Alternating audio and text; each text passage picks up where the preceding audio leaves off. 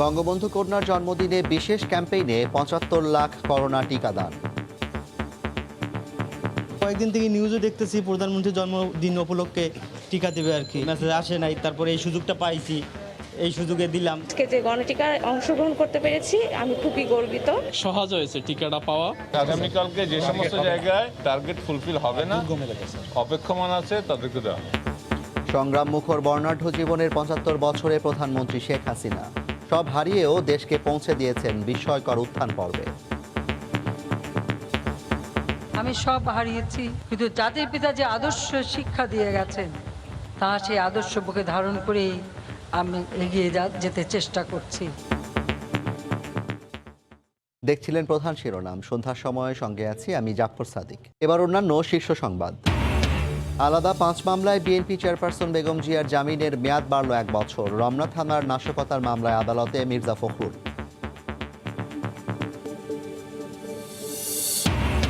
এবছর জেএসসি ও জেডিসি পরীক্ষা হচ্ছে না, জানালেন শিক্ষামন্ত্রী। অ্যাসাইনমেন্ট মূল্যায়ন করেই ফল নির্ধারণ। এসএসসি ও এইচএসসি নিতে হবে প্রস্তুতি শেষ। ঢাকার বাইরেও ছড়িয়ে পড়ছে ডেঙ্গু। প্রতিদিনই রাজধানীতে আসছে বিভিন্ন জেলার রোগী। বেড়েছে মৌসুম পরিবর্তনজনিত নানা রোগে আক্রান্তের সংখ্যাও। মোবাইল, ল্যাপটপ ও গাড়ি নিতে আদালতে চিত্রনায়িকা পরিমণি। জব্দকৃত মালামাল ফেরত দেওয়ার নির্দেশ বিচারকের, একমত রাষ্ট্রপক্ষ।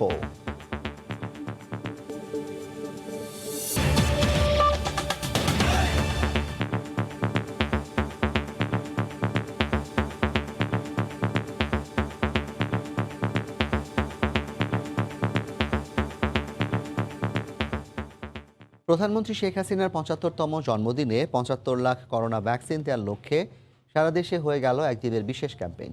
তবে স্বাস্থ্য বিভাগের প্রচারণার অভাবে কেন্দ্রে কেন্দ্রে মানুষের উপস্থিতি ছিল তুলনামূলক কম। এদিকে প্রধানমন্ত্রীর মুখ্য সচিব জানিয়েছেন, গণটিকা ক্যাম্পেইন আবারও হবে। প্রধানমন্ত্রীর ৭৫তম জন্মদিন, লক্ষ্যটা তাই এই দিনে সারা দেশে ৭৫ লাখ টিকা দেয়া। মঙ্গলবার সকাল ৯টা থেকেই রাজধানীর দক্ষিণ সিটি কর্পোরেশনের এলাকায় প্রতিটি ওয়ার্ডে শুরু হয় এই বিশেষ টিকা কার্যক্রম। আগে থেকেই রেজিস্ট্রেশন করা, কিন্তু এসএমএস নেই, তাই মিলছে না ভ্যাকসিন। এবারের ক্যাম্পেইনে তাদের দেয়া হচ্ছে সিনোফার্মের টিকা।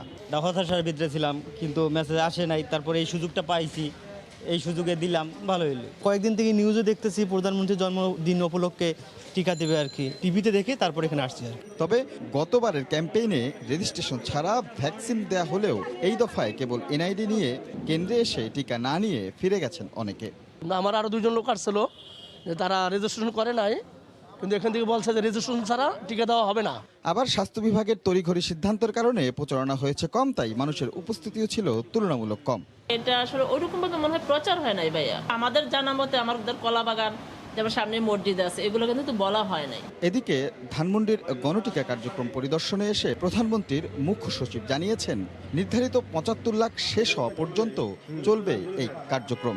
এছাড়া টিকার মজুদ সাপেক্ষে প্রায় করা হবে এ ধরনের ক্যাম্পেইন। ৭৫ লাখ দেব, এরপরে আমাদের কাছে টিকা থাকলে আমরা একদিনে ১ কোটি করে দেওয়ার চেষ্টা করছি। আগামীকালকে যে সমস্ত জায়গায় টার্গেট ফুলফিল হবে না, অপেক্ষমান আছে তাদেরকে দেওয়া।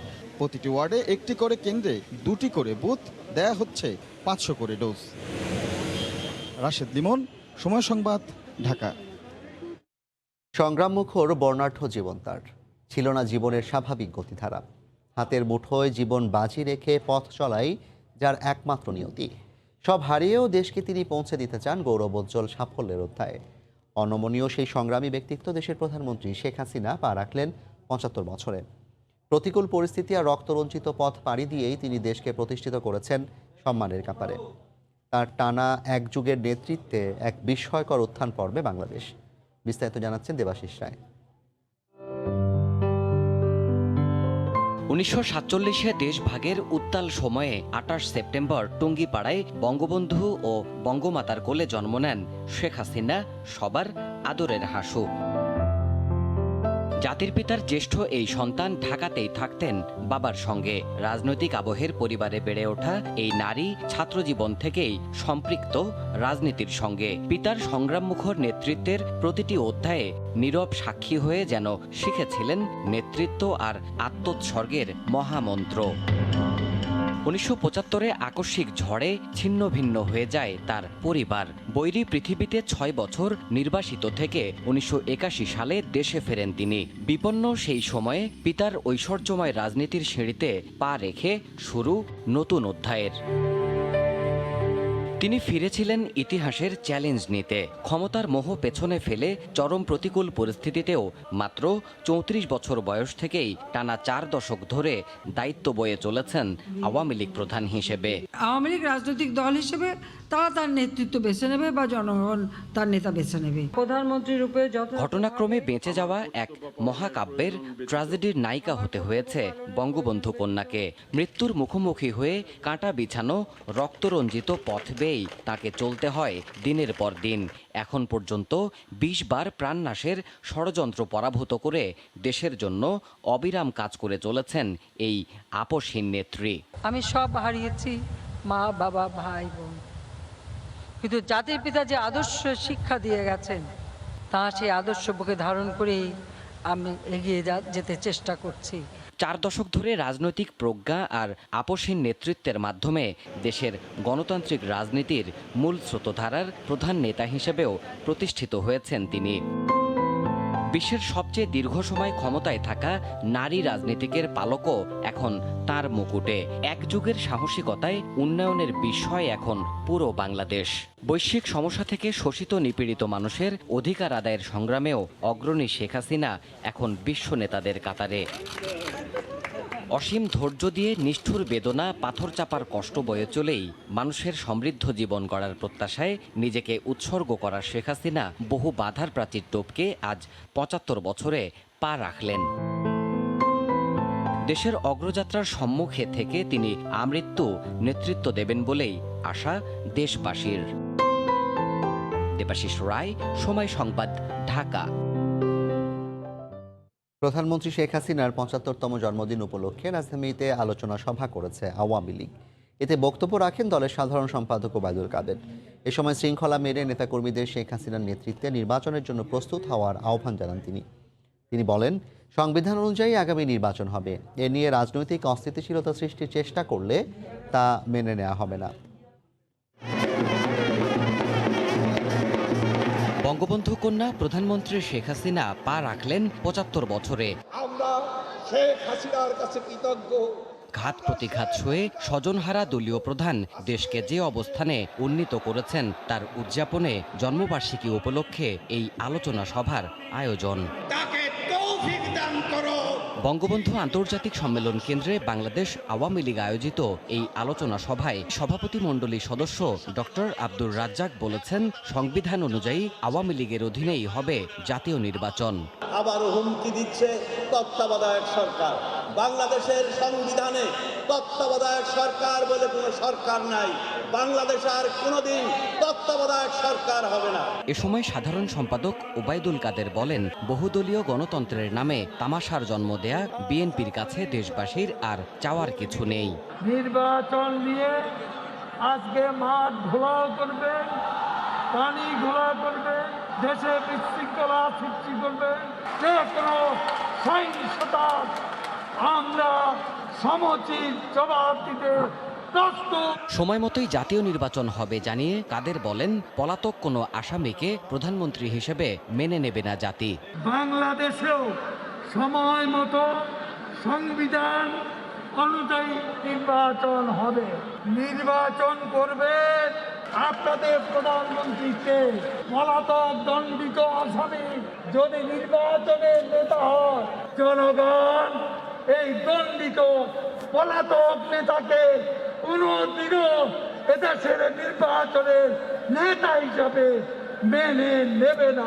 শেখ হাসিনার জন্মদিনে নেতাকর্মীদের জয়ের প্রস্তুতি নিয়ে আগামী নির্বাচনের জন্য কাজ করার আহ্বানও জানান সাধারণ সম্পাদক। পাশাপাশি প্রধানমন্ত্রী শেখ হাসিনার গেল এক যুগের নেতৃত্ব ছাড়া পাকিস্তানের চেয়ে বিভিন্ন সূচকে বাংলাদেশ এগিয়ে থাকতো না বলেও মন্তব্য করেন আওয়ামী লীগের নীতি নির্ধারণী পর্যায়ের নেতারা। জীবনের মর্মবাণীকে আত্মস্থ করতে পেরেছেন। দেবাশিস রায়, সময় সংবাদ, ঢাকা। আকাশে বিমানের রঙের খেলা।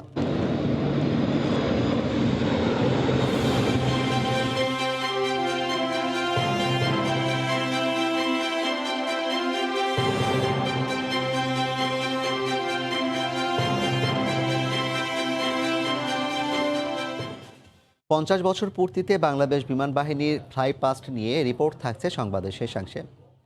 আলাদা 5 মামলায় বিএনপি চেয়ারপারসন বেগম খালেদা জিয়ার জামিনের মেয়াদ 1 বছর করে বাড়িয়েছেন হাইকোর্ট। এর মধ্যে 4টি মানহানি ও 1টি নাশকতার মামলা। এদিকে 9 বছর আগের নাশকতার এক মামলায় সিএমএম আদালতে হাজিরা দিয়েছেন মির্জা ফখরুল ইসলাম আলমগীর।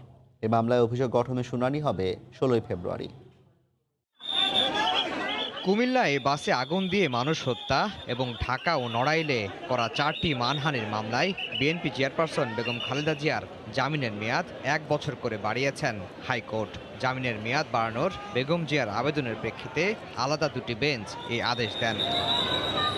বিএনপি চেয়ারপারসন বেগম খালেদা জিয়ার বিরুদ্ধে মোট 36টি মামলা রয়েছে। এর মধ্যে দুর্নীতির 2 মামলায় 17 বছরের সাজা হয়েছে তার। বাকি মামলা ঝুলে আছে বিচারিক আদালতে। এর মধ্যে বেশ কয়েকটি মামলার কার্যক্রম স্থগিত রয়েছে। দণ্ড হওয়া 2 মামলা ছাড়া বাকি মামলাতে জামিনে আছেন বিএনপি নেত্রী। সময়ে সময়ে জামিনের মেয়াদ বাড়ছে। সেই মামলাগুলোতে আজকে 1 বছর করে জামিনের মেয়াদ বৃদ্ধি করা হয়েছে। পাশাপাশি কুমিল্লায় তথাকথিত একটি নাশকতার মামলা, যেটা সম্পূর্ণরূপে রাজনৈতিক উদ্দেশ্য প্রণোদিত হয়ে মিথ্যা বানোয়ার মামলা দায়ের করা হয়েছিল, সেই মামলারও 1 বছরের জামিনের মেয়াদ বৃদ্ধি করা হয়েছে। এদিকে 2012 সালে রাজধানীর কাকরাইল মোড়ে সিটি কর্পোরেশনের ময়লার গাড়িতে আগুন দেওয়ার মামলায় আদালতে হাজিরা দিয়েছেন বিএনপির মহাসচিব। এদিন এই মামলার অভিযোগ গঠনের শুনানির দিন ধার্য থাকলেও তা পিছিয়ে দেওয়া হয়। এটা অ্যাবসলিউটলি পলিটিক্যাল কেস। এত বৃহৎ রাজনৈতিক দলের মহাসচিব একটা ময়লার গাড়ি পোড়ানোর জন্য সকাল 7টায় উত্তরার থেকে আসবে, এইটা আনবিলিভেবল। 16 ফেব্রুয়ারি মির্জা ফখরুলের নাশকতার মামলার পরবর্তী শুনানির দিন ধার্য করা হয়েছে। আফজাল হোসেন, সময় সংবাদ, ঢাকা। এবছর জেএসসি জেডিসি পরীক্ষা হচ্ছে না বলে জানিয়েছেন শিক্ষামন্ত্রী ডাক্তার দীপু মনি। বিকেলে প্রধানমন্ত্রীর 75তম জন্মদিন উপলক্ষে বৃক্ষরোপণ কর্মসূচিতে তিনি একথা বলেন।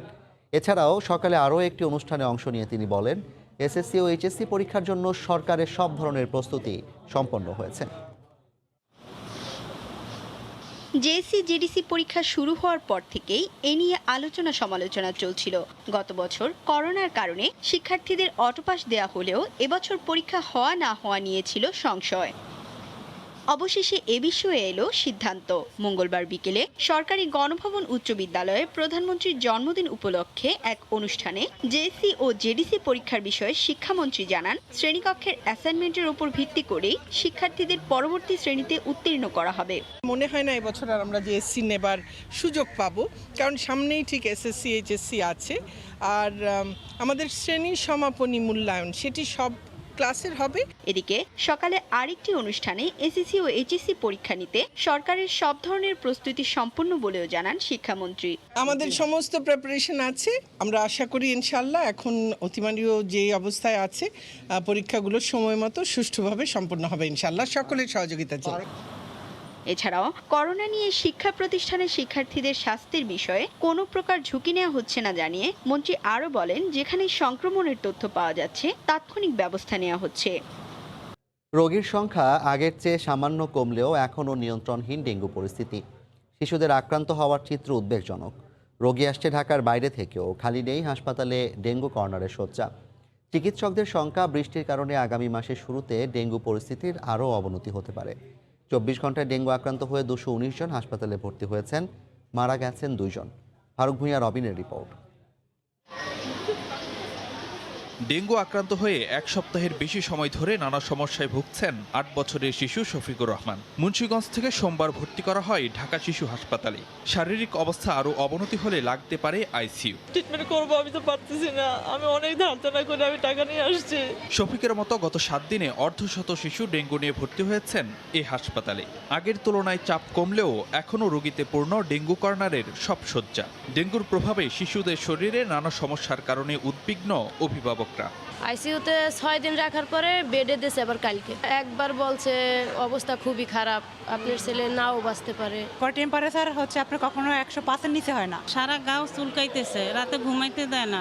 সেপ্টেম্বর মাসের শেষের দিকে নিয়ন্ত্রণে আনার কথা ছিল ডেঙ্গু পরিস্থিতি, কিন্তু দেখা যাচ্ছে না তার কোনো লক্ষণ। তাই প্রশ্ন উঠছে মশক নিধন ব্যবস্থাপনা নিয়ে। অনেক মশার ওষুধ তো ভালো করে দেয় না। যেহেতু বাচ্চারা আক্রান্ত হচ্ছে, তার মানে আমাদের অবশ্যই এখানে প্রিভেনশনে ঘাটতি আছে। চলতি বছর ডেঙ্গু আক্রান্ত 17,500 ব্যক্তির মধ্যে 7,215 জনই শনাক্ত হন সেপ্টেম্বরের 27 দিনে। চিকিৎসকদের সংখ্যা সাম্প্রতিক বৃষ্টির প্রভাবে আগামী মাসের শুরুতেও থাকতে পারে ডেঙ্গুর প্রকোপ। এখনও ছেড়ে ছেড়ে বৃষ্টি হচ্ছে, যে কারণে আরও লেনদেনিং হবে এই বিষয়টা। যে মসকিউটোগুলি আমাদের প্রজননে রয়েছে তারা তো বড় হবে, অসুস্থ মানুষকে কামড়াবে, তার নিকটস্থ মানুষকে কামড়াবে এবং এটা সার্কুলেট করতে থাকবে। শুধু ডেঙ্গুই নয়, মৌসুম পরিবর্তনজনিত নানা রোগে আক্রান্ত শিশুদের নিয়েও হাসপাতালে ভিড় করছেন অভিভাবকরা। ফারুক ভিয়া, রবিন, সময় সংবাদ, ঢাকা। হযরত শাহজালাল আন্তর্জাতিক বিমানবন্দরে স্থাপিত 6টি আরটিপিসিআর ল্যাবে শুরু হয়নি দুবাইগামী যাত্রীদের করোনা পরীক্ষা। ঠিক কবে বা কখন থেকে বিমানবন্দরে এই কার্যক্রম শুরু হবে তাও নিশ্চিত করতে পারেননি বেসামরিক বিমান পরিবহন ও পর্যটন প্রতিমন্ত্রী। এদিকে দুবাইগামী আজকের বিশেষ ফ্লাইটটি বাতিল করা হয়েছে। ভোগান্তিতে পড়েছেন বিভিন্ন জেলা থেকে বিমানবন্দরে আসা প্রবাসী বাংলাদেশিরা। অবশেষে কাজে ফিরতে পারছেন এমন আশা নিয়ে মঙ্গলবার সকালে হযরত শাহজালাল আন্তর্জাতিক বিমানবন্দরে এসে হতাশ হতে হয় দুবাইগামী প্রবাসী বাংলাদেশিদের। মঙ্গলবারে স্টার্ট হওয়ার কথা ছিল, সেটা সশরীরে জানার জন্য আসছিলাম। আমার 4 মাস ওভার হয়ে গেছে, 4.5 মাস চলে গেছে। আমরা যাইতে পারতেছি না, এই মাসের 23 তারিখে আমার ভিসার ডেট শেষ। কারণ শুরু হয়নি বিমানবন্দরে স্থাপিত আরটিপিসিআর ল্যাবে তাদের করোনার নমুনা পরীক্ষার কার্যক্রম।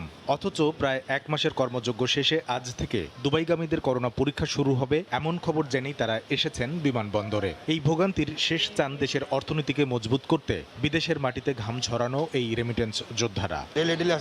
খালি বলতেছে বসাইছে, এখনো দাম হইতেছে না কোথাও। আমাকে তারা ডুবাইতে পরে রিসিভ করবে কি না তাও শিওর বলতে পারতাছি না স্যার।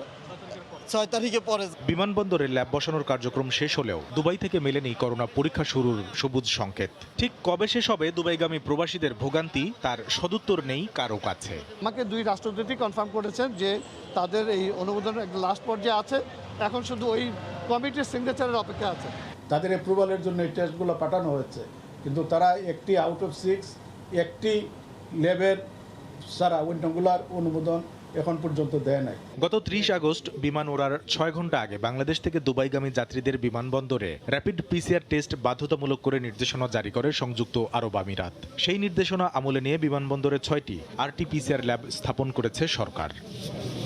কামরুল হাসান সবুজ, সময় সংবাদ, ঢাকা। সন্ধ্যার সময় আরও থাকছে। সাব চ্যাম্পিয়নশিপে অংশ নিতে মালদ্বীপ গেল ফুটবল দল। করোনা পরীক্ষার ফল পেলে অনুশীলনের সুযোগ পাবে জামাল ভুঁইয়ারা। গাড়ি, ল্যাপটপ, মোবাইল সহ জব্দকৃত আনুষঙ্গিক জিনিসপত্র ফেরত পাচ্ছেন চিত্রনায়িকা পরিমণি।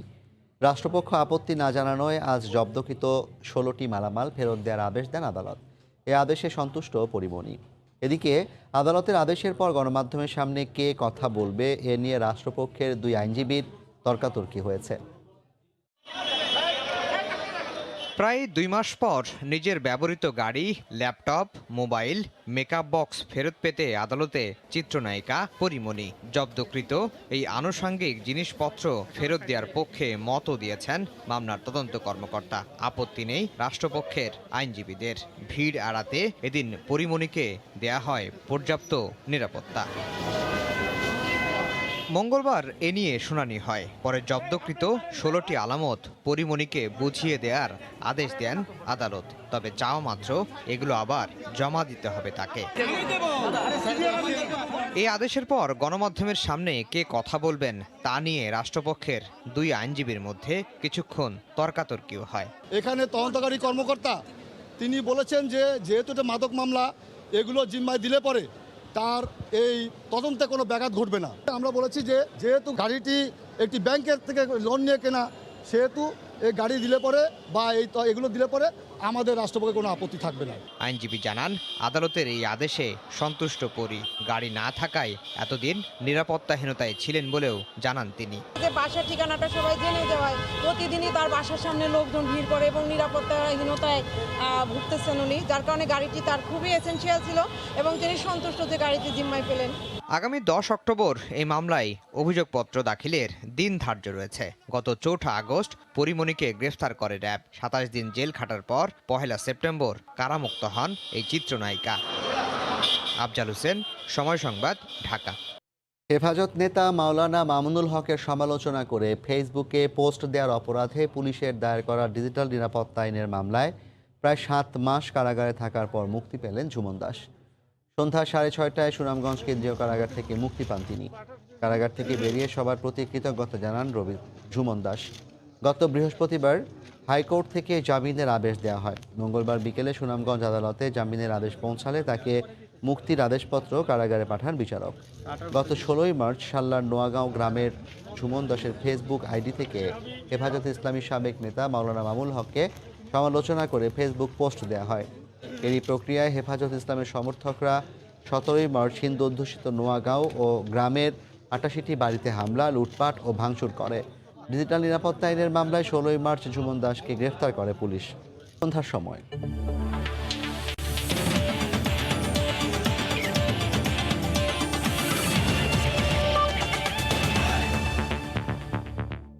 সাব চ্যাম্পিয়নশিপে অংশ নিতে মালদ্বীপের উদ্দেশ্যে দেশ ছেড়েছে বাংলাদেশ জাতীয় ফুটবল দল। সবশেষ নিজেদের মাটিতে 2018 সালের সাফে গ্রুপের প্রথম 2 ম্যাচ জিতেও ভাগ্য ফেরেনি জামাল ভুঁইয়াদের।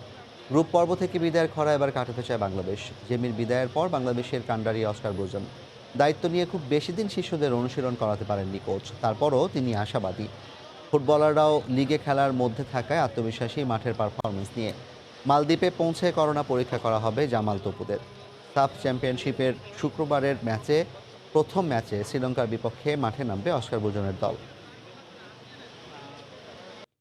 বর্ণাঢ্য আয়োজনে প্রতিষ্ঠার 50 বছর উদযাপন করল বাংলাদেশ বিমান বাহিনী। বিশেষ করে দিনটিকে ঘিরে বাহিনীর মধ্যে নানা অনুষ্ঠানের আকর্ষণের কেন্দ্রবিন্দুতে ছিল বিমান ও হেলিকপ্টারের সমন্বয়ে ফ্লাই পাস্ট প্রদর্শন। আয়োজনে মাঝ আকাশে পাইলটদের রোমাঞ্চকর নানা নৈপুণ্য দেখতে পান নগরবাসী।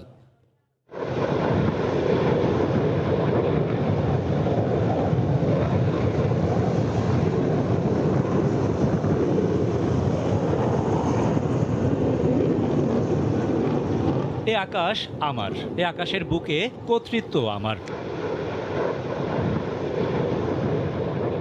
আমার আকাশ মুক্ত রাখার দায়িত্ব আমার। অসীমের বুকে ডানা মেলে গর্জন তুলে এভাবেই নিজেদের শক্তিমত্তার পরিচয় দিল বাংলাদেশ বিমান বাহিনী। বাহিনীটির 50 বছর পূর্তির আয়োজন ছিল এমনই জাঁকজমকপূর্ণ ও রোমাঞ্চে ভরপুর।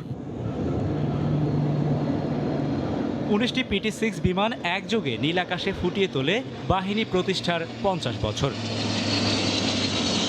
ঠিক তখনই বর্ণিল ধোঁয়া ছেড়ে আকাশ রাঙিয়ে দেয় একটি C-130 এবং 5টি K-8W বিমান।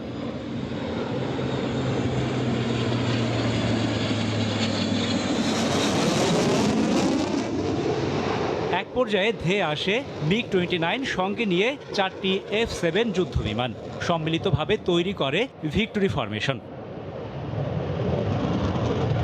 বাংলার আকাশ মুক্ত রাখার প্রত্যয়ে 1971 সালের 28 সেপ্টেম্বর ভারতের ডিমাপুরে জন্ম নেয় বাংলাদেশ বিমান বাহিনী। রাশেদ বাপ্পি, সময় সংবাদ, ঢাকা। এ পর্যায়ের শীর্ষ সংবাদ জানিয়ে দিচ্ছি আরেকবার। বঙ্গবন্ধু কন্যার জন্মদিনে বিশেষ ক্যাম্পেইনে 75 লাখ করোনা টিকাদান। সংগ্রাম মুখর জীবনের 75 বছরের প্রধানমন্ত্রী সব হারিয়েও দেশকে পৌঁছে দিয়েছেন বিস্ময়কর উত্থান পর্বে। আলাদা 5 মামলায় বিএনপি চেয়ারপারসন বেগম জিয়ার জামিনের মেয়াদ বাড়ল 1 বছর। রমনা থানায় নাশকতার মামলায় আদালতে মির্জা ফখরুল।